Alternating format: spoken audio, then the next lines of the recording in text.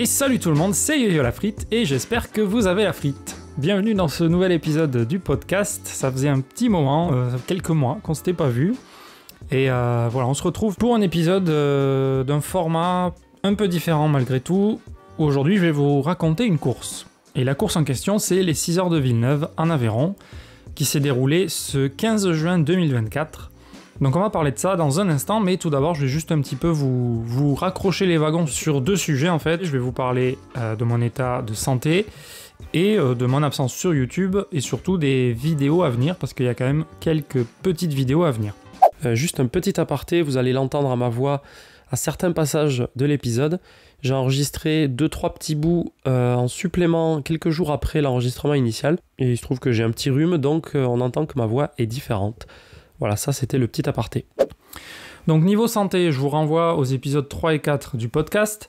Dans le début de l'épisode 4, je vous racontais qu'en termes de forme physique, j'avais repris la course à pied rapidement après mon embolie pulmonaire, mais sans retrouver les sensations d'avant au niveau des jambes.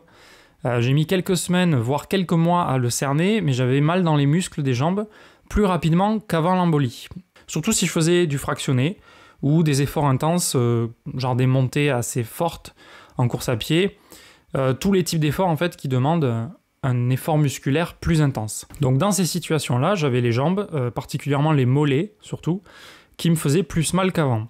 Et non seulement j'avais plus mal pendant l'effort, ou en tout cas j'avais mal plus vite pour un niveau d'effort égal, on va dire, mais en plus j'avais aussi mal plus longtemps après l'effort, c'est-à-dire que déjà tout le reste de la séance, j'avais les jambes qui étaient beaucoup plus dures, ou en tout cas qui avaient plus de mal à faire l'effort, les efforts suivants quoi. Mais surtout j'avais mal, les jambes restaient douloureuses parfois quelques jours, avec un temps de récupération plus long qu'avant.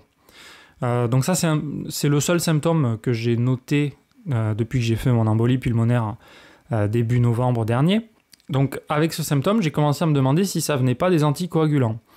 La logique derrière ça, c'est que les anticoagulants que je suis obligé de prendre encore aujourd'hui, parce que donc l'embolie pulmonaire, c'est un bouchon qui s'est formé dans une artère, enfin dans une veine qui va dans les poumons, donc les poumons, ou une partie des poumons n'était plus alimentée en sang, plus correctement en tout cas. Les anticoagulants servent à éviter l'apparition de bouchons dans le sang. C'est assez connu, les anticoagulants par exemple, dès qu'on se coupe, il faut être très vigilant parce que le sang, il va pas coaguler comme d'habitude, donc il va couler plus longtemps, il va pas sécher pour que la plaie se referme, et donc ça peut être dangereux. Et donc ma logique, c'est que pendant l'effort, dans n'importe quel effort sportif, tant qu'on utilise les muscles, particulièrement avec puissance, on crée dans les muscles des micro-déchirures qui sont tout à fait normales.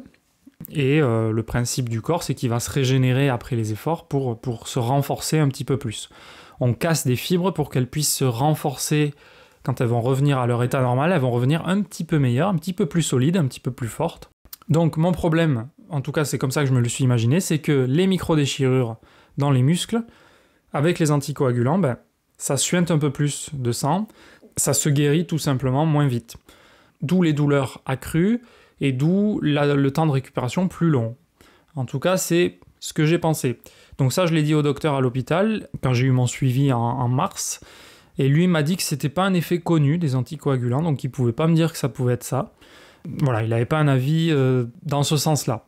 Par contre, il m'a dit qu'il pensait plutôt peut-être à mon poumon, le poumon gauche, qui, lui, pendant mon embolie, avait subi justement un infarctus. Donc un infarctus, c'est un organe, pas forcément le cœur, un organe qui n'est plus assez alimenté en sang et qui commence à se dégrader. Donc c'est ce qui est arrivé à mon poumon gauche, et donc il se dit que il est possible que le poumon se soit dégradé et que donc il n'apporte plus l'oxygène en autant de quantité qu'il le faisait avant dans les muscles.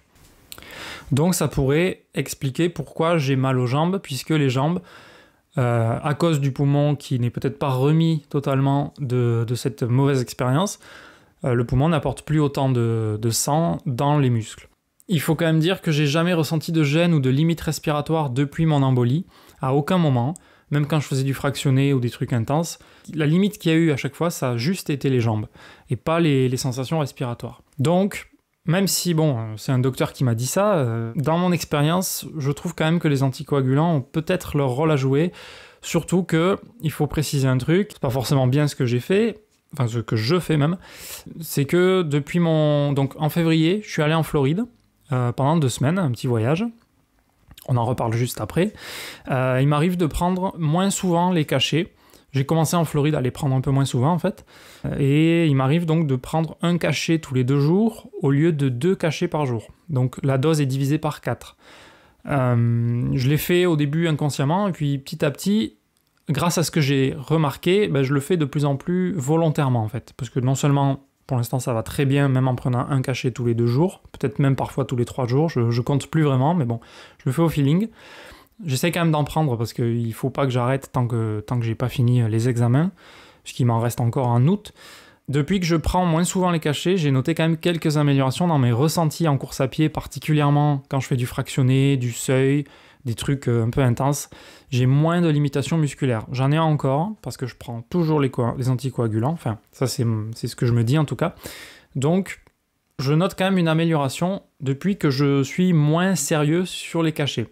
Donc c'est une affaire à suivre, j'attends toujours le jour où, j'espère qu'il arrivera, où j'aurai plus besoin de prendre les anticoagulants, et en espérant que ce soit ça qui me limitait jusqu'à ce jour, et que je puisse reprendre ma vie sportive comme avant, on va dire. Bon, ça ce sera seulement quand les docteurs se seront concertés et qui m'auront dit que c'est faisable d'arrêter le traitement. Donc ça, bon voilà, j'en saurai plus après les examens que je dois passer en août, puisque au niveau de mon état de santé, donc au-delà de ces sensations dans les jambes, et après on a fini avec ce sujet-là, j'ai eu des résultats sanguins, j'ai une anémie légère, donc je manque de fer en fait, et donc j'ai corrigé mon alimentation, je prends plus d'aliments riches en fer depuis que je sais ça. Et voilà, les examens que j'ai en août, c'est lié à ce résultat-là en fait, c'est pas tant lié à mon embolie, mais bon, vu que les examens sont liés à ce qui m'est arrivé avec l'embolie, pour l'instant on reste avec les cachets, on me stoppe pas le traitement, on attend d'en savoir plus en août sur l'anémie. Voilà, mais ça on verra, c'est pas non plus hyper grave, c'est vraiment une anémie légère, donc voilà, ça c'était pour vous donner un peu mon actualité de santé. J'en profite pour vous tenir au courant sur le deuxième sujet avant qu'on commence le sujet du jour, et j'espère vraiment arriver à faire un podcast de moins d'1 heure aujourd'hui. Donc je vous tiens au courant sur le contenu, puisque pour ceux qui me suivent uniquement sur YouTube, si vous regardez cette vidéo sur YouTube, j'en profite au passage pour dire à ceux qui écoutent sur une autre plateforme de podcast autre que YouTube, sur YouTube, vous aurez beaucoup de photos et beaucoup de vidéos de la course dont je vais parler. Donc ça vaut le coup d'aller sur YouTube en l'occurrence. Bref, j'ai fait, donc je le disais tout à l'heure, un voyage en Floride en février. Et donc il y a quelques vidéos qui vont arriver sur YouTube de cette aventure. Ça me prend énormément de temps pour les faire parce que j'ai mis quelques mois à trier les photos et vidéos, à les remettre dans l'ordre, parce qu'on était... Donc on était 3 adultes et 2 enfants, et en fait on était les 3 adultes à utiliser nos téléphones tous les jours pour filmer, faire des photos. Et moi en plus, j'avais ma GoPro et un appareil photo en plus, donc il faut recaler tout ça ensemble. Les horodatages en fonction des appareils sont pas forcément toujours précisément les mêmes, donc il faut tout refaire à la main. Et en plus, donc comme il y avait le décalage horaire, les téléphones entre eux, ils n'ont pas forcément la même heure ou les mêmes horaires de photos. Bref, c'était le bordel, j'ai dû remettre tout en ordre à la main. Maintenant, j'en suis au montage de base des épisodes. Je pense qu'il y aura 4 ou 5 vidéos de ça, parce qu'on est resté 2 semaines en Floride, il y a pas mal de contenu. Donc pour vous donner une idée, et si vous n'avez pas vu les nombreux posts sur Instagram, d'ailleurs, il faut que je finisse de les poster parce que j'ai pas fini l'aventure, on a fait les Keys, donc c'est des îles au sud de la Floride, les Everglades, où on a pu voir des alligators. On a fait un peu l'ouest de la Floride ensuite, au-dessus des Keys et des Everglades. Donc on a vu Naples, Sarasota, on a vu Siesta Key, son immense plage. Et ensuite on est allé, sur la 2e semaine, on est allé à Orlando, où se situe bien évidemment Disney World. Donc là c'est le paradis de tous les rêves, pour les petits comme pour les grands. Et là on s'est vraiment éclaté là-bas, c'était génial. Donc voilà, ça arrivera dans quelques semaines, voire quelques mois même, parce que le montage est quand même assez mastoc. Mais voilà, ça prendra le temps qu'il faudra. Et puis, c'est possible qu'entre-temps, ou après tout ça, je sais pas trop, j'ai vraiment rien organisé. C'est possible qu'il y ait des vidéos de vélo, de bikepacking éventuellement, puisque j'ai commencé à reprendre le vélo il y a quelques semaines, et ça se passe pas trop mal, en l'occurrence, le vélo, c'est plus facile que la course à pied avec mes limitations actuelles. Mais malgré tout, il y a quand même une surprise, c'est que j'ai pu reprendre la course à pied, enfin, j'ai pu reprendre les courses en compétition tout récemment, et surtout, aujourd'hui, je sors un podcast et une vidéo associée donc avec cette course dont on va parler aujourd'hui, les 6 heures de Villeneuve. On a beaucoup pris de photos, surtout moi en fait, et de vidéos là-bas, donc ça va être l'occasion de vous montrer ça. Ça mérite pas une vidéo sur YouTube parce qu'il n'y a pas assez de matière pour faire une vraie vidéo comme je l'ai fait. J'avais pas pris la GoPro, donc il n'y a pas l'inside de la course. Puis comme vous allez le voir, puisque je vais vous décrire cette course, c'est pas non plus un parcours hyper intéressant en soi. C'est 6 heures en boucle sur 1 km en fait. Voilà. Alors, justement, je raccroche à ce que je viens de dire. Faut savoir que c'est quasiment ma première course depuis l'embolie pulmonaire que j'ai faite en octobre-novembre dernier.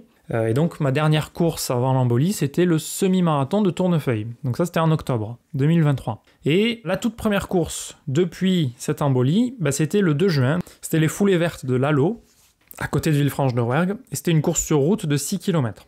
Il y avait un 12, mais je me sentais pas de faire 12 km dans mon état actuel. Donc j'y suis allé comme ça pour accompagner la famille. On était 4 du coup avec moi. Il n'y a pas trop de dénivelé, c'est une course assez courte sur le 6 km. Donc je me disais que ça pouvait le faire, il n'y avait pas de raison spécialement de s'inquiéter. Je pouvais y aller sans pression. N'empêche que je disais qu'il n'y a pas de dénivelé, mais il y a 1 ou 2 montées sur le parcours avec un pourcentage pas dégueu, en tout cas pas négligeable sur le moment. Donc c'est une course de 6 km avec 94 mètres de dénivelé. Bon, c'est pas énorme, mais on les sent passer quand ils sont là, quoi, les mètres de dénivelé. Dans mon état, les montées que j'ai pu faire sur cette course, je les ai sentis passer, j'ai senti que je suis pas dans mon élément dans les montées. Mais bon, c'est passé en serrant les dents et c'était des montées assez courtes. Donc je l'ai couru en 30 minutes, ce 6 km, donc le rythme est pas dégueulasse, hein, ça fait du 4 minutes 57 secondes au kilomètre. J'aurais pu faire bien mieux avec la condition physique que j'avais il y a 1 an, mais bon, faut arrêter de regarder dans le passé comme je sais si bien le faire. J'étais content de moi malgré tout parce que j'avais pas de grosses attentes sur cette course et ça m'a remis un petit peu de confiance, un petit peu de goût à la compétition, à la petite compétition locale, quoi. Voilà, un truc vraiment tranquille et sans se prendre la tête. Donc c'est un format que j'aime pas trop, c'est-à-dire c'est du 6 km, 30 minutes, c'est court comme course. Ça m'a fait plaisir de la faire, mais comme je le dis souvent, j'aime pas les courses courtes parce que le cardio monte haut et surtout j'aime pas la sensation du cœur qui tape dans la poitrine. En plus on a le souffle qui a atteint les limites vraiment pendant la course, donc faut vraiment, on est sur le fil, quoi, faut vraiment tenir parce que c'est pas long mais en même temps c'est très intense, donc c'est pas l'équilibre que je préfère. Je préfère les courses un peu plus longues en général, les semi-marathons par exemple, où on est un peu moins rapide et où on gère un peu mieux son cardio, voilà. C'était quand même sympa, il a fait beau, il faisait bon, et c'était l'occasion de courir avec mon frère, puisqu'il a couru avec moi et on a fini. Tiens, malgré tout, un petit point de classement, parce que j'aime bien le dire, les classements c'est pas si important, mais quand on est bien classé, je trouve que c'est pas mal quand même. Là, bon, on était 36 sur le 6 km, et mon frère et moi, on a fini 10 et 11e, à quelques secondes d'écart, donc on était bien. Faut préciser que mon frère est quand même plus âgé que moi de 16 ans, donc voilà, chapeau à lui, il est en bonne forme, et puis c'était avec lui que j'étais en Floride en février, donc on n'était pas dans la meilleure forme physique après la Floride, mais voilà, on s'est bien remis, et Lalo, c'était un premier pied à l'étrier pour moi, pour me remettre dans le chemin sportif. Donc ça, c'était ma première course depuis mon pépin. Et donc pour les 6 heures de Villeneuve, l'idée elle vient de la famille aussi, de faire cette course en relais. Puisque donc c'était une course en relais, je n'ai pas dû le dire depuis le début, et on était 6.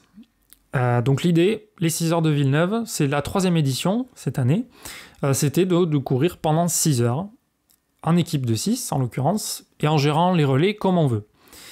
Elle existe en 2 formats, les 6 heures et les 3 heures. Alors il paraît, d'après ce que j'ai entendu dire, que à la base, la première édition, ils voulaient la faire en 24 heures et 12 heures. Et bon, sûrement pour des questions d'organisation, pour trouver des bénévoles qui sont chauds pour faire 24 heures, ou voilà, des choses... Enfin, question d'organisation, quoi.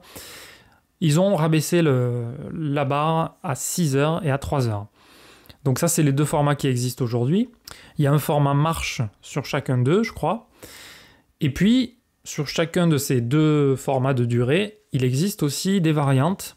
Et donc, sur le 6 heures, notamment, il y a la variante solo. Donc là, un seul athlète qui doit faire un maximum de boucles pendant 6 heures. Et puis sinon, il y a des formats relais. Donc il y a le duo, il y a le relais à 4 et le relais à 6. Donc nous, on était 6, puisque c'est quand même plus facile à 6 que tout seul. Dans notre état actuel, surtout moi en l'occurrence, je peux parler pour moi, je pense que je suis pas capable de courir 6 heures d'affilée. Et surtout, c'est plus sympa à 6, en famille. Donc voilà, c'était l'occasion aussi de faire ça et de découvrir ce format, puisque aucun de nous ne l'avait fait. Je sais plus avec qui, mais moi j'avais déjà réfléchi à la faire l'année dernière, je crois. Mais j'avais pas trop pu, à mon avis c'était juste avant Chamonix aussi, donc j'étais pas dans ce délire-là à ce moment-là, j'avais beaucoup d'autres courses à la même période l'année dernière. Donc cette année j'étais beaucoup plus libre en termes de planning, donc ça l'a fait. Donc l'équipe. L'équipe, vous la connaissez si vous me suivez notamment sur YouTube, puisque c'était la même équipe quasiment qu'au marathon de Cahors. C'est-à-dire qu'il y avait Michael, Yannick, Nicolas, Christelle, moi, et c'est rajouté par rapport au marathon, Caroline, qui elle, sur le marathon, elle était venue nous encourager sur le dernier tiers, en gros, dernier tiers du parcours, dernier quart du parcours peut-être, avec la famille. Mais voilà, Caroline, elle court aussi depuis quelques années maintenant, je crois. Et puis surtout, ces derniers temps, elle fait quelques podiums autour de Villefranche-de-Rouergue. Et voilà, elle court pas mal.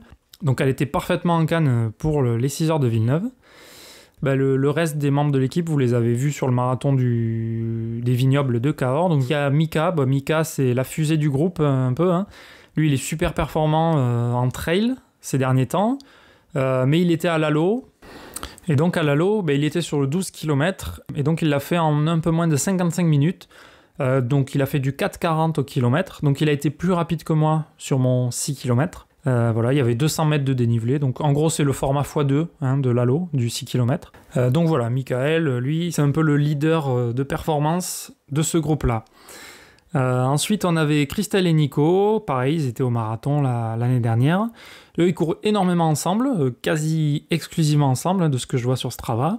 Et ils font beaucoup de vélo de route aussi. Donc eux, ils carburent bien aussi parce que ils ont un bon combo, c'est-à-dire le vélo plus la course à pied. J'en ai déjà parlé de ça un petit peu, mais de ce que j'en ai vu moi-même en le faisant, c'est que vélo et course, ça se marie très bien et ça aide bien à performer. Et puis ensuite, il y a Yannick, mon frère, le doyen du groupe. C'est un peu la force tranquille. Lui, il s'entraîne moyennement ces derniers temps, comme moi d'ailleurs. Moi, j'ai repris plus vite que lui après la Floride, mais c'était pas non plus... Moi, ça a été difficile de bien reprendre, donc j'ai fait avec mes limites, en termes de motivation aussi, mais surtout physique. Et lui, je pense, ça a été surtout motivationnel, ça limite. On était partis ensemble en Floride, et on aime bien manger tous les deux. Donc autant vous dire que là-bas, on s'est fait plaisir, et ça nous a été un peu fatal. On a eu du mal à se remettre de cette expérience d'un point de vue conditions sportives. Mais on a réussi, on était prêt pour la course, parce qu'il s'est remis à courir aussi il y a quelques temps, et donc il était en bonne forme aussi. Et puis donc, il y avait moi, évidemment. Donc 6 heures à 6. Comme je vous ai dit, on gère comme on veut, mais en gros, si on divise un peu l'effort, même sans savoir comment on va faire, ça fait 1 heure chacun à peu près.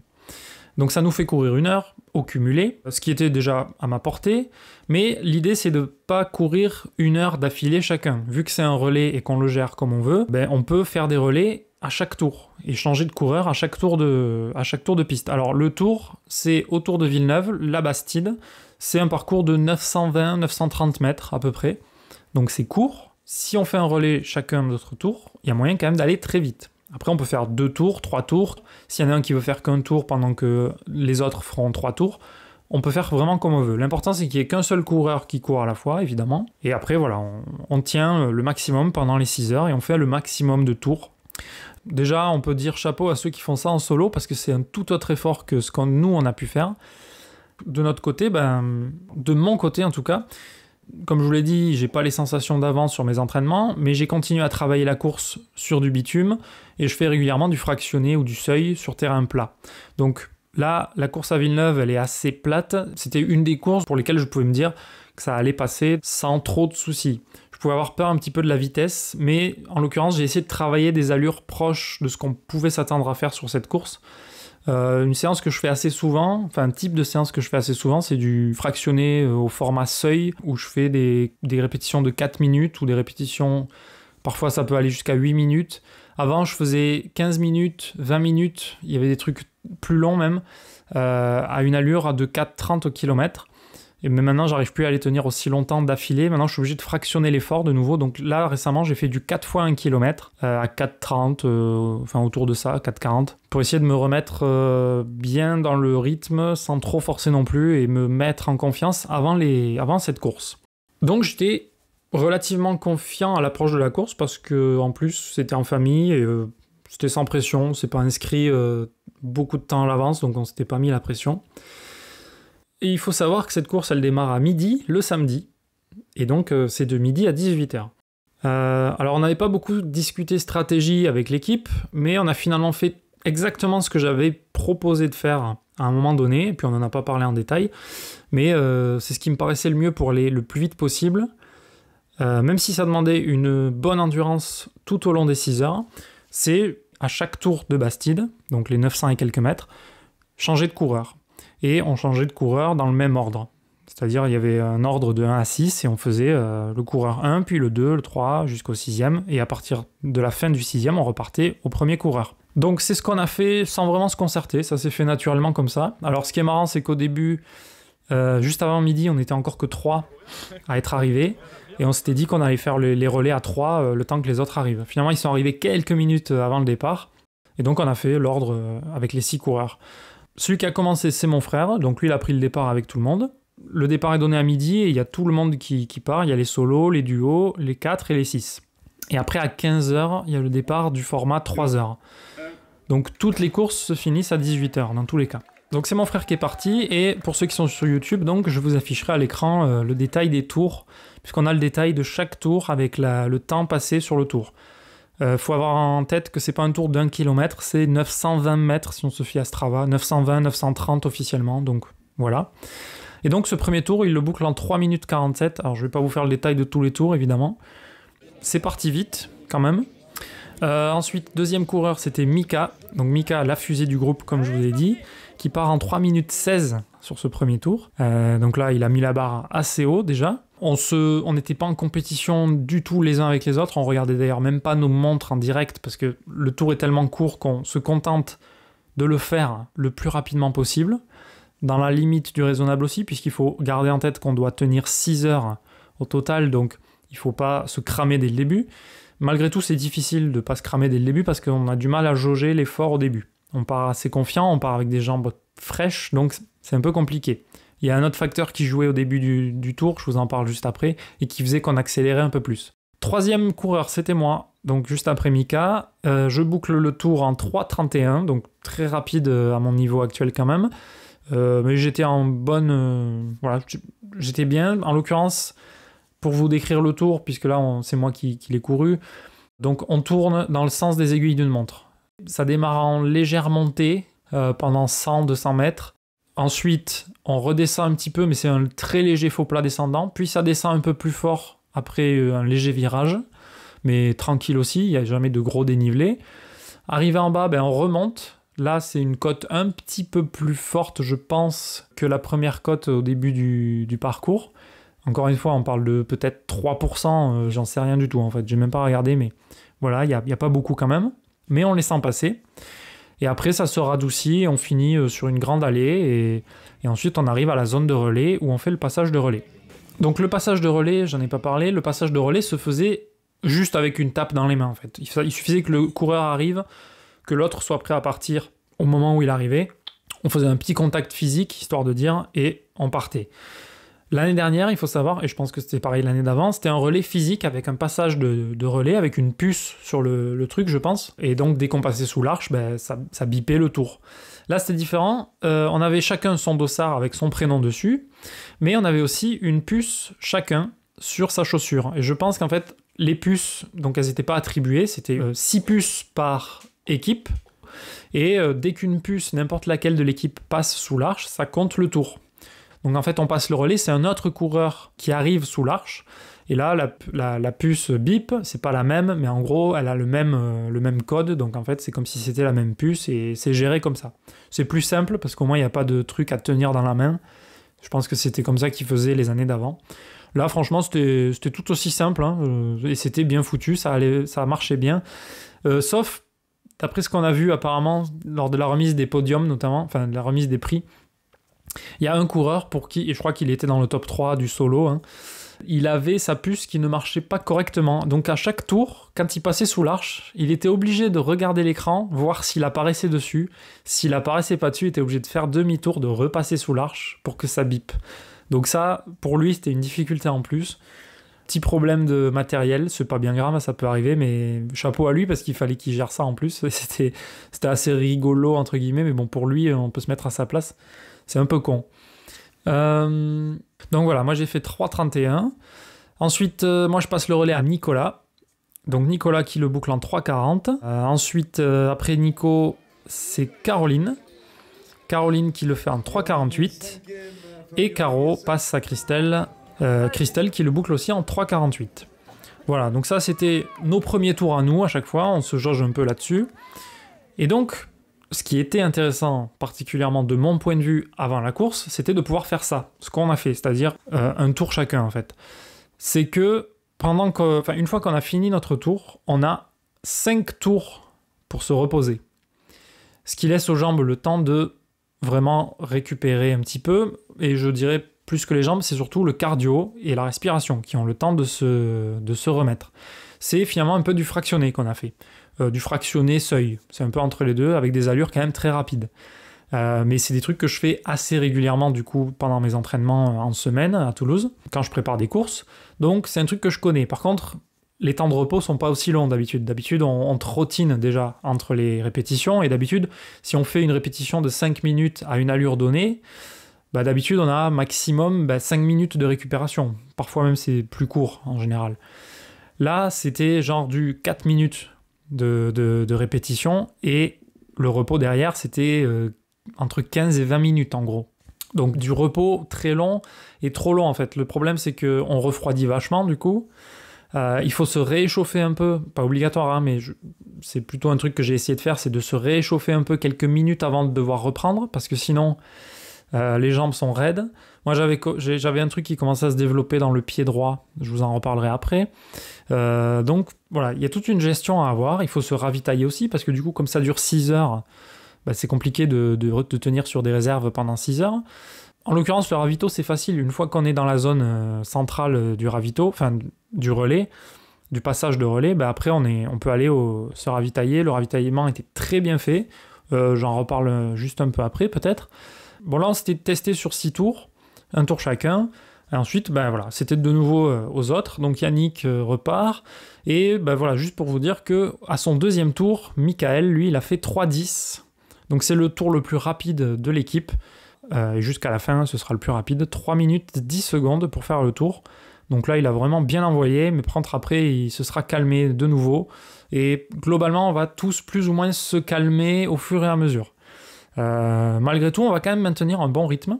Et moi, comme je l'ai évoqué tout à l'heure, j'ai une douleur qui a commencé à apparaître. Alors c'est une douleur que j'ai déjà connue légèrement par le passé, 2 ou 3 fois peut-être, mais je l'ai surtout eu les 2 dernières semaines avant la course, je dirais, en faisant surtout les séances de seuil dont je vous parlais tout à l'heure. Donc c'est une douleur au pied droit, juste derrière le talon, vraiment juste au-dessus de l'angle que fait le talon avant la courbure. Et typiquement, ça me faisait mal après mes séances quand le pied redevenait froid et que je levais le pied vers le tibia. Et ça me faisait mal aussi après de grosses sorties vélo de plusieurs heures. Donc une petite recherche sur internet m'a permis d'abord de cibler la classique tendinite du talon d'Achille, mais cette douleur elle est un peu plus haut au-dessus du talon. Et ma douleur à moi correspond plutôt au syndrome de Séver, je ne sais pas si je le prononce correctement, qui touche normalement les enfants durant la croissance. Alors une apparition chronique peut être observée chez l'adulte, notamment s'il pratique des activités physiques, la plus déconseillée étant la course d'endurance, comme par hasard. L'arrêt du sport est le seul remède pour guérir, mais des étirements sont aussi conseillés et surtout recommandés pour maintenir ou améliorer la mobilité et l'élasticité des chaînes postérieures. Bref, je vous fais pas le détail, mais j'ai cette douleur qui est réapparue au bout de 2 ou 3 tours pendant la course. Et elle s'amplifiait particulièrement pendant les temps de pause, qui duraient donc 15-20 minutes, pendant que les 5 autres de l'équipe couraient, et donc pendant que moi je refroidissais. Donc j'essayais vraiment d'étirer un petit peu, sans trop forcer, sur le talon. Je m'échauffais tranquillement 5 bonnes minutes avant de reprendre mon relais à moi, en trottinant légèrement, en faisant quelques montées de talons, etc., des exercices.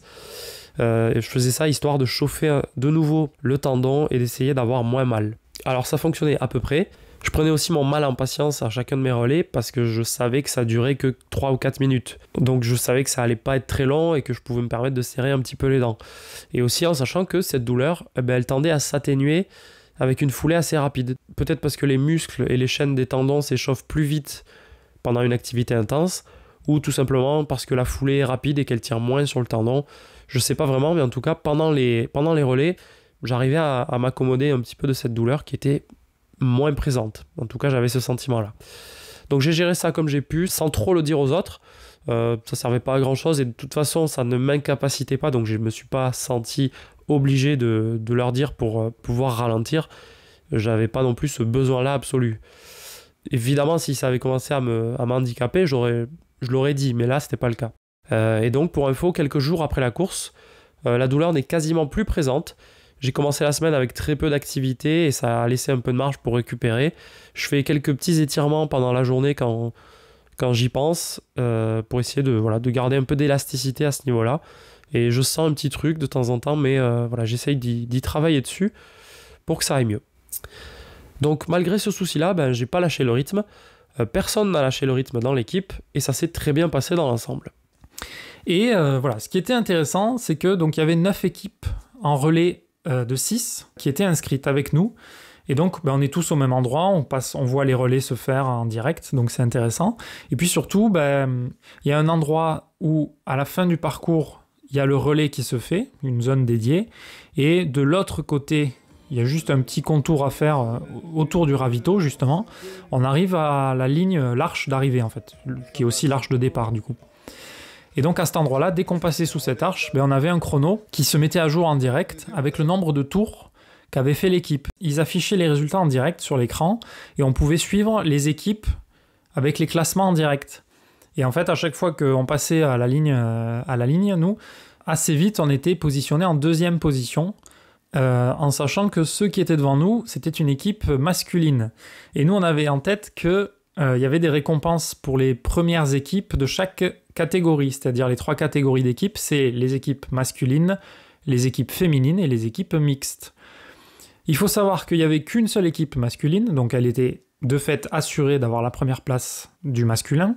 Il y avait 2 équipes féminines, et ensuite il y avait 6 équipes mixtes. Donc nous on était dans le panier des 6 équipes mixtes, et donc c'est là où il y allait avoir le plus de batailles en fait, potentiellement. Donc dès les premiers tours, on a vu qu'on était 2e au classement général des équipes, mais surtout on a vu qu'on était la première équipe mixte. Donc à partir de là, on essayait de maintenir cette place, ce qui était pas si difficile. Alors là je dis ça en toute honnêteté, parce qu'en fait on s'est rendu compte que l'équipe devant nous, eux, ils avaient un rythme vraiment très fort. Ils étaient globalement très jeunes, je crois, dans cette équipe-là, donc des jeunes de 20 ans en gros. Donc eux, très en forme, et on voyait qu'ils prenaient le large petit à petit au fil de la course, et qu'on n'aurait pas la possibilité de les rattraper. Par contre, on remarquait aussi que derrière nous, l'équipe juste derrière nous, on arrivait à creuser l'écart petit à petit en nombre de tours. Donc on avait 1, 2, 3 tours d'avance, et on voyait que c'était un rythme qui se creusait lentement, et linéairement au fil de la course. Donc on prenait peu à peu place dans le classement à la 2e position du général. Même si on était assez facilement bien placé dans le classement, il fallait pas qu'on lâche le rythme. Mais ça nous motivait du coup vachement ça, parce que on se sentait galvanisé par ça. Ça se passait bien aussi, c'est-à-dire qu'on n'avait pas du tout d'idée de ce qu'on arriverait à faire pendant 6 heures. Au début on est parti super vite avec du 3,30, du 3,40 au kilomètre, plus rapide pour certains, et on savait pas si on arriverait à tenir ce genre de rythme pendant les 6 heures, parce que comme je vous l'ai dit, le temps de repos de 15-20 minutes entre les passages de relais pour recourir soi-même, c'est quand même assez long, et le corps, au niveau des jambes surtout, ça commence à tirer, ça commence à faire mal, c'est difficile à gérer. Alors après, comme je disais, il y en a certains dans l'équipe qui de temps en temps disaient qu'ils se sentaient décliner, que ça ralentissait. On voulait presque s'excuser par moment, mais on se rassurait entre nous et on insistait sur le fait qu'on se mettait aucune pression, qu'il n'y avait aucun souci si un de nous ralentissait, et il y avait un très bon esprit au sein de l'équipe, et ça c'était vraiment, c'est ultra important déjà, mais sur le moment c'était aussi ultra agréable. On se sentait vraiment tous en confiance les uns avec les autres. C'est pas forcément une surprise, hein. On est en famille finalement, mais c'est pas souvent qu'on fait des courses en fait. Et là, le fait d'être tous ensemble dans une équipe, ça nous soude vraiment. Il y a vraiment un esprit d'équipe naturel, quoi. Mais bon, on n'a pas lâché le rythme et du coup, ça s'est très bien passé dans l'ensemble. Ça a bien progressé, on a évidemment ralenti au fil du temps. On pouvait pas faire de miracle non plus, c'est-à-dire au bout d'un moment, t'es plus aussi frais que ce que tu voudrais, même en ayant le repos, un gros temps de repos entre tes propres relais, même en pouvant manger ce que tu veux pendant les temps de pause. Ça fait pas tout non plus de manger.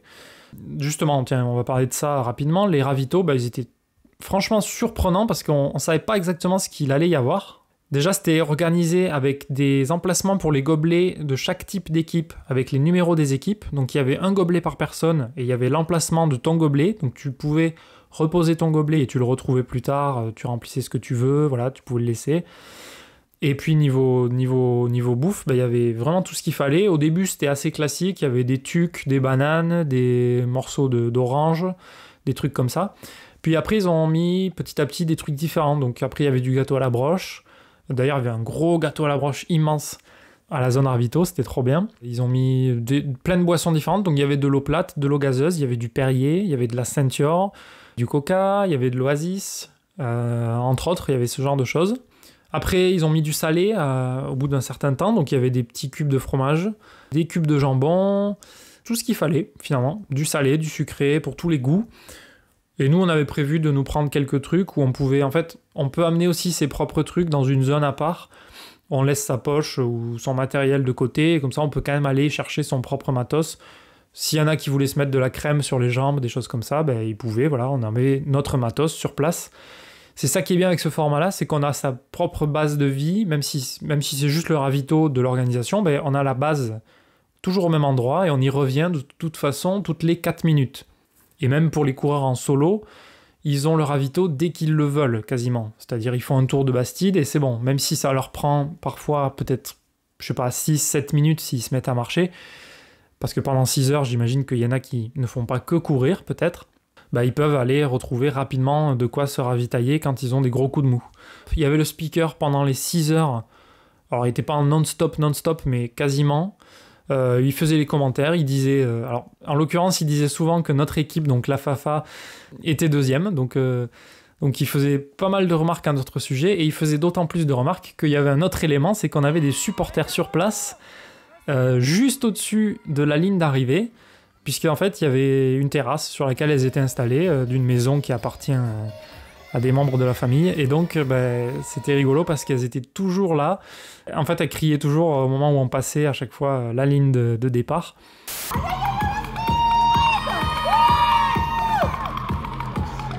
Allez, Tata! Allez, Mika! Ouais! Vous pourriez lui apporter à manger ou à boire, hein, Fafa? Et du coup, elle mettait bien l'ambiance, et le speaker, en fait, il faisait des remarques de temps en temps pour dire que la Fafa, elle était là aussi, dans le public. Ça, c'était trop cool. Il y avait les enfants qui étaient là, et ils nous ont fait d'ailleurs une banderole. Ils nous l'ont improvisé sur le moment, je crois d'ailleurs. Ils nous ont fait une banderole Fafa.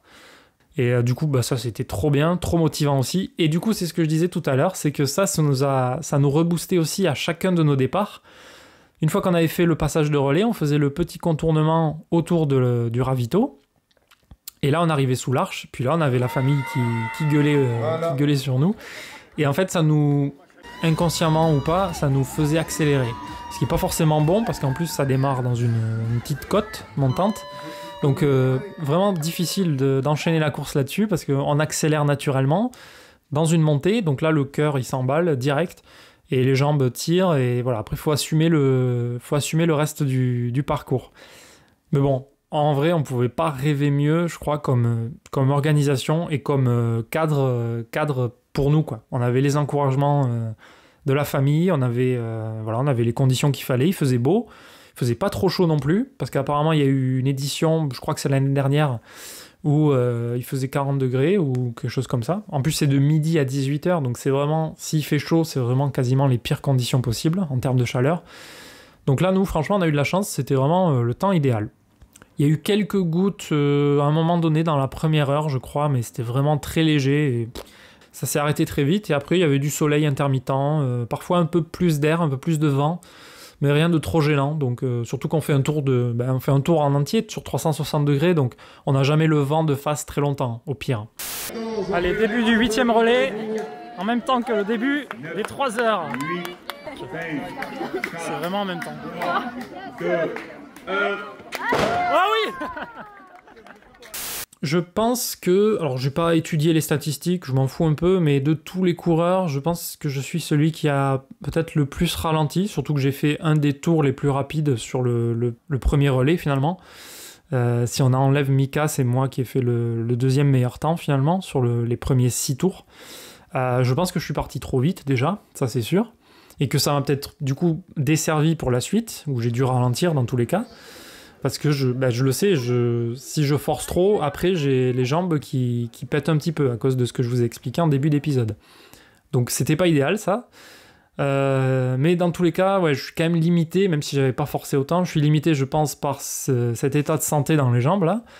Mais je vais pas rejeter la faute sur ça non plus, parce que je me suis senti globalement surprenamment en bonne capacité pendant toute la course. J'ai vraiment pas été limité trop. J'ai bien géré le truc quand même, j'ai réussi à tenir le rythme assez bien tout du long. Finalement, si on regarde mes statistiques, quand on regarde l'évolution de l'allure sur Strava, bon, évidemment le premier tour est très rapide, mais ensuite, le découpage sur Strava, c'est pas le découpage des tours, puisque sur Strava, c'est un tour par kilomètre. Ça découpe par kilomètre. Alors que là, le tour de Bastide, c'était 900 et quelques mètres. Donc il faut s'imaginer qu'il y a plus de tours que de temps intermédiaire sur Strava. Mais bon, bref, on voit l'évolution quand même. Et on voit que, bon, si on enlève le premier kilomètre, on voit que mon deuxième kilomètre, il est en 4,11 et que mon 15e kilomètre, il est en 4,43. Donc l'écart est de 30 secondes au kilomètre en moyenne, c'est pas non plus inquiétant. Sachant qu'on s'était dit que même si on fait du 5 minutes au kilomètre, c'est quand même déjà pas si mal. Après, bon, du 5 minutes au kilomètre, c'est une allure qu'on sait tenir sur 10 km d'affilée, donc là, on pouvait espérer arriver à faire mieux en faisant des relais de 1 km. C'est un format quand même particulier parce que c'est pas du tout un format intéressant pour le parcours. C'est-à-dire on voit vraiment la même boucle pendant 6 heures. C'est vraiment pas intéressant. Il y a des trails très beaux où on fait 6 heures de course. Par exemple, c'est ce que j'ai fait au Black Mountain Trail où là tu vois des paysages différents pendant 6 heures. Bon, là on a fait des tours pendant 6 heures de 1 km. C'est pas extraordinaire. Et encore, on n'est pas dans un endroit hyper moche. C'est plutôt joli quand même. Bon, après c'est dans la rue à Villeneuve. C'est pas non plus la grande folie. Après, c'est un format qu'on connaissait pas, aucun d'entre nous. Il faut se gérer pendant 6 heures, mais pas en continu. C'est-à-dire que là, on prend les relais. Donc, c'est un truc différent. C'était franchement une bonne expérience parce qu'on se soutient les uns les autres. On est là pour s'encourager à chaque fois. Et on se mettait vraiment pas la pression. Il y en avait plusieurs qui, parfois, se disaient « Ah là, les gens, je suis en train de ralentir. C'est pas foufou. » Alors que bon, quand on regarde les stats, globalement, on ralentit quand même pas tant que ça, finalement, sur les tours. Alors ça varie en fonction des coureurs, mais il n'y a pas un écart énorme entre chaque, finalement. On a quand même des allures. Globalement, on a été, je crois, j'ai l'impression, d'après ce que je vois, plus souvent en dessous des 4 minutes sur chaque tour qu'au-dessus. Au-dessus de 4 minutes, il n'y en a pas tant que ça, des tours. Bon, on avait des ressentis différents, bien évidemment. On sentait que on forçait de plus en plus pour des résultats pas forcément meilleurs, voire même légèrement déclinants. On s'est fait la réflexion avec Caro, notamment à un moment donné, on se rendait compte, et c'est logique, hein, mais que ce qui nous limitait le plus, c'était les sensations dans les jambes. C'est-à-dire qu'on avait beau forcer, on sentait que les jambes nous limitaient, et que, en conséquence, le cardio et la respiration étaient moins limités. On était un peu plus à l'aise même. Plus le temps passait, plus à la fin de nos tours, on était moins essoufflé, on était moins mal cardiaquement parlant. Ce qui nous limitait, c'était les jambes. Parce que les jambes, voilà, elles en avaient marre, elles ne pouvaient plus gérer l'effort intense, elles ne pouvaient plus gérer la puissance qu'on leur demandait, donc voilà, elles étaient obligées de nous ralentir par la force des choses. Après, c'est une question de mental et de ce qu'on arrive à supporter en termes de douleur. Donc c'est vraiment intéressant comme type d'effort. Bon, faut y aller avec une bonne condition physique parce que, voilà, encore une fois, faut tenir 6 heures. Donc après, je dis ça, mais j'imagine pas à quel point ça doit être déjà beaucoup plus dur pour 4 membres d'équipe. Et ne parlons pas du format en duo et alors encore moins du format solo qui doivent être extrêmement difficiles. J'ai déjà fait 6 heures de course, c'était au Black Mountain Trail, comme je l'ai dit, mais je pense que c'est très différent parce que le parcours, c'est pas du tout pareil. Il faut gérer non seulement la répétition physique pendant 6 heures, mais il faut gérer aussi la répétition mentale, c'est-à-dire qu'on vraiment fait toujours la même chose. Toutes les 4, 5, 6 minutes. On fait le même parcours. Et moi, je l'ai dit plein de fois au fil des années, j'ai horreur des trucs qui tournent en boucle. Les parcours où il faut faire 2 fois la même chose, déjà, je trouve ça chiant. Donc là, quand tu fais, je sais pas combien de tours, 80 tours pendant 6 heures, je sais plus combien on fait les gens sur le solo, mais c'est énorme. Il faut du mental et du physique. Au bout du compte, les 6 heures, hein, qu'est-ce qui s'est passé? On a fait 94 tours et on a fini à la place où on était dès le début quasiment, c'est-à-dire 2e au global et 1er de la catégorie mixte. Les premiers, donc les rapides, Rat Speed, ont fini avec 100 tours pile poil, 100 tours de Bastide, 93 km parcourus. Ça, c'était l'équipe qui était devant nous. Ils ont fini avec 6 tours d'avance par rapport à nous. Donc nous, on a fait 94 tours, 87,4 km. Et ensuite, derrière nous, il y a 2 équipes qui s'étaient battues entre elles un petit peu. Je crois qu'au début, c'était les Pupus qui étaient juste après nous et avec qui on a creusé l'écart petit à petit. Et l'équipe qui était derrière elle a fini par les doubler à un moment donné. Donc c'est les Lannuais joueurs qui ont fini 3e au global et qui ont donc fini 2e dans les mixtes avec 86 tours, donc 8 tours de moins que nous. Donc finalement, on a quand même eu une bonne avance sur eux et qui ont fait 80 km. Et ensuite, on avait les Pupus avec 75 km, 81 tours. Et puis on va citer quand même les équipes suivantes parce qu'on était tous là, on les entendait souvent, les noms en plus. Il y avait l'Equinet à la 5e position, 76 tours. Il y avait l'Aie Team, 75 tours, donc il y avait peu d'écart entre l'Equinet et l'Aie Team.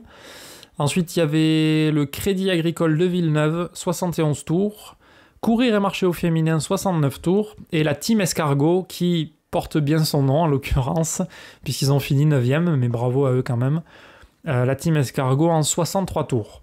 Donc, nous, finalement, c'était quand même notre objectif. On se l'était dit un petit peu avant la course, notamment en regardant les inscrits, en se disant, et en regardant aussi les résultats passés sur les équipes de 6, en se disant qu'on pouvait peut-être essayer, en étant une équipe mixte, essayer d'accrocher la première place des mixtes. Et finalement, vu que dès le début, ça s'est bien passé pour nous et qu'on a vu qu'on était placé à cette place-là qu'on visait, on a réussi à l'accrocher et ça nous a motivés et on a réussi à finir. Donc on était super fiers de nous, très contents d'avoir pu faire ça en famille, avec le sourire, la bonne humeur. C'était vraiment un plaisir, même si c'était très dur. Il y avait des moments où tu te disais... putain, c'est vraiment pourri comme format. Enfin, pas pourri dans le sens où c'est vraiment nul, mais où tu te dis quand même, faut vraiment être con pour faire des tours de ville sur 900 mètres pendant 6 heures. Qu'est-ce que ce serait s'ils avaient fait le format 24 heures? Alors peut-être qu'un jour ils le feront, et peut-être qu'un jour on y sera avec la Fafa pour accrocher la première place à nouveau. En tout cas, on est super fiers. Du coup, on est monté sur le podium, on a fait les photos, on a eu un petit panier garni très sympa. Voilà ce qu'on peut dire. Donc ce qui est intéressant aussi, c'est qu'on court avec tout le monde en même temps. C'est-à-dire qu'il y a aussi des marcheurs, d'ailleurs. Je dis qu'on court, mais tout le monde ne court pas, puisqu'il y a des marches aussi sur ce format. Donc c'est un peu mélangé, il y a plein d'allures différentes. Quand on fait son tour, on croise des gens... Alors comme je l'ai dit, certains qui vont plus vite que nous. Alors ça, c'était les Rat Speed, les premiers des équipes en relais. Là, eux, ils carburaient à 3 minutes au kilomètre, des trucs comme ça. Enfin, vraiment, ils étaient super rapides à chaque fois. Ils portent bien leur nom aussi, remarque. Et puis après, il y avait des gens de différents niveaux, sur différents formats aussi, donc des allures tout à fait différentes. On doublait des gens tout au long de nos tours. C'est vraiment très, très particulier parce qu'on voit aussi beaucoup de fois les mêmes têtes qui tournent en boucle. C'est pas comme sur une course où en général, il y a des gens que tu retrouves pendant toute une course, quand ça dure plusieurs heures, autour de toi parce que vous avez à peu près les mêmes allures tout du long. Et après, il y a des gens qui te doublent ou que toi tu doubles et que tu revois plus jamais pendant toute la course. Là, même si on doublait des gens pendant la course, on finissait par les revoir à un moment donné parce que de toute façon, on tourne en boucle. Donc, c'est comme ça que ça marche. Et voilà, que dire de plus J'ai pas précisé un truc, c'est qu'on a fait tous nos tours individuellement, évidemment, mais le dernier, on a réfléchi à un truc, c'est que le dernier, une fois que le chrono arrive quasiment aux 6 heures, il faut savoir que le dernier coureur qui franchit la ligne, tant que les 6 heures ne sont pas écoulées, il peut faire le dernier tour en autant de temps qu'il veut. Tant qu'il a commencé le tour, il pourra le finir. Le tour sera validé. Donc en fait, on a calculé qu'à la fin, quand il restera moins de 5 minutes, moins de 4 minutes, on pourra dire que ce sera le dernier tour. Et on s'est dit que le dernier tour, on le ferait tous les 6 ensemble. Donc c'est ce qu'on a fait. Et il se trouve que ce dernier tour, c'est logique, il y en a un des 6 qui va devoir faire le tour 2 fois d'affilée du coup. On ne pouvait pas savoir qui allait devoir le faire 2 fois d'affilée avant d'être arrivé sur la fin, mais sur le dernier quart d'heure, on pouvait commencer à avoir une bonne estimation. On se rendait compte petit à petit qu'en faisant des calculs, ça allait probablement tomber sur moi. Et finalement, c'est bien tombé sur moi, c'est-à-dire que au moment où j'ai passé le relais, enfin où Mika m'a passé le relais, il restait un peu plus de 5 minutes. Donc j'avais un peu plus de 5 minutes pour faire le tour. Alors moi j'étais stressé, mais en fait ça passait largement, hein, puisque tout le rythme précédemment dans la course était bien plus rapide que ça. Enfin je le faisais en 4 minutes en gros, hein. On va arrondir, on va faire une moyenne à 4 minutes. Donc il y avait assez de marge. Donc j'ai fait mon tour et puis après il restait un peu plus d'1 minute. Là c'est Nico qui a pris le relais, hein, comme d'hab. Et nous, pour pas repasser tous sous l'arche, puisque sinon là ça aurait fait un gros bordel au niveau des chronos, on aurait peut-être même été disqualifiés, je sais pas exactement, mais il fallait qu'on arrive nous après l'arche avec les 5 autres pour pas biper avec Nico. Donc Nico passe sous l'arche, puis on le rejoint et on fait notre dernier tour. Dernier tour qui a été assez rapide aussi quand même, hein. J'ai dû essayer de suivre le rythme qui avait légèrement ralenti, mais ils allaient à un bon rythme quand même dans l'ensemble. J'ai pu m'accrocher, bon c'était le dernier tour, tous ensemble, il faut quand même faire l'effort, donc c'était super sympa. Personnellement, j'ai fait 1h08 de course et 36 secondes. Donc là, j'ai compté aussi le dernier tour, hein, le dernier tour qu'on a fait tous ensemble. Il faut pas le compter techniquement dans le temps total, mais bon, c'est pas grave. Donc j'ai fait 15,65 km à une allure moyenne de 4 minutes 23 au kilomètre. Ce qui est quand même rapide. Bon, le total, 111 mètres de dénivelé, vous voyez que c'est quand même pas... C'est assez plat globalement, il n'y a pas beaucoup de dénivelé. Bon, ça c'est plus moi qui vais m'en rendre compte, mais la puissance moyenne, 374 watts, ça c'est la montre qui le donne, qui est beaucoup plus forte que d'habitude, hein. D'habitude sur les sorties, je suis plus à 300 watts de moyenne. On voit quand même qu'il y a eu plus de force mise en jeu au cumul. Mais évidemment, c'est du cumulé sur 6 heures, donc c'est plus facile à faire. Voilà, le cardio, un truc intéressant, mon cardio est monté à 190 battements par minute, donc ça c'est mon max, c'est vraiment ma fréquence cardiaque maximale en théorie, et j'atteins jamais cette fréquence, donc là, pour une fois, je l'ai atteinte. Puis voilà, puissance max 537 watts, bon voilà, ça c'est des données par-ci par-là. Je sais pas si j'ai grand-chose de plus à dire, à part que c'était vraiment une super expérience. Je me demande si on la refera pas l'année prochaine, parce que ça nous a vraiment plu. Je pense qu'il y a moyen de faire mieux, je pense que personnellement, j'ai moyen de faire mieux, parce que je pense malgré tout que je suis un peu limité par ma condition physique actuelle, et que j'y peux pas grand-chose à l'heure actuelle, à part faire beaucoup de séances pour pas grand-chose. Je pense pas pouvoir améliorer grandement ma forme physique si je suis toujours sous traitement, donc on verra d'ici l'année prochaine. Après, au niveau des autres, je peux pas dire s'ils ont moyen de faire mieux ou pas, mais je pense qu'on peut déjà être fiers de nous, c'est pas pour rien qu'on est quand même premier mixte, rappelons-le. Bon, on était 9 équipes, ça reste une course locale, et c'était pas 10 000 coureurs non plus, mais pour une fois, on est quand même bien classé dans un truc, très bien classé même. Mine de rien, ça fait plaisir au moral. L'expérience était sympa à faire. Il y a eu des moments difficiles, mais on s'en souvient, on a de bons souvenirs de ça, quoi. Franchement, c'était cool. Première expérience sur ce genre d'épreuve, en relais. Alors, un relais, j'en ai déjà fait un il y a 7-8 ans peut-être, je sais pas exactement.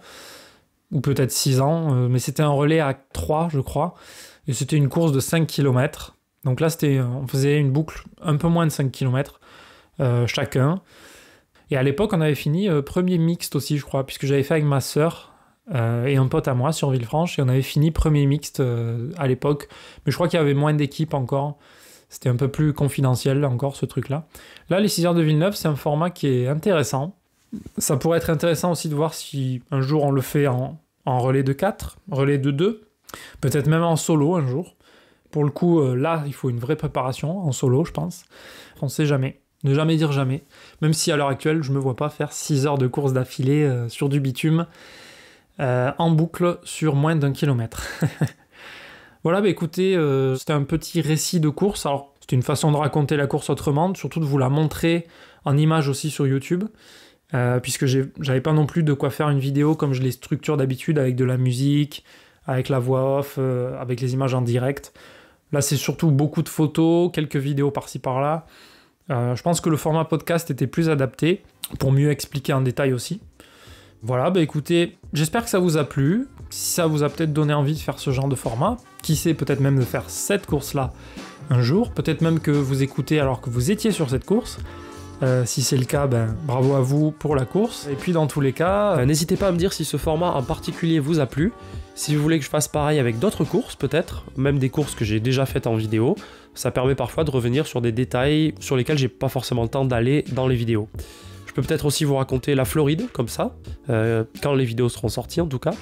Je peux aussi vous raconter des randos, des périples à vélo. Voilà, ça c'est des petites idées comme ça. Comme d'habitude, n'hésitez pas à me noter là où vous pouvez, là où vous êtes en train de m'écouter ou de me regarder, que ce soit sur YouTube ou sur une plateforme d'écoute de podcast. Pour ceux qui ne me connaissent pas encore sur YouTube, mais n'hésitez pas à aller me voir sur la chaîne Yo-Yo la frite. Et puis pour ceux qui me suivent déjà et qui constatent mon absence depuis plusieurs mois, rassurez-vous, je vais finir par revenir avec quelques vidéos. Donc je vous l'ai dit en début d'épisode, je vous le rappelle encore, la Floride en plusieurs épisodes. Donc il y aura du tourisme classique en Floride, et puis il y aura au moins 2 vidéos à Disneyland, Disney World, puisque même là-bas il y a beaucoup de choses à voir. Il y a plein d'attractions, il y a plusieurs parcs, c'est vraiment immense. Il y aura quelques vidéos de vélo aussi qui vont revenir. Et puis peut-être un peu de course à pied aussi, si je reprends d'autres compétitions plus faciles à filmer aussi. Mais ça, je garantis rien pour l'instant. En attendant, merci d'avoir écouté ou regardé sur YouTube.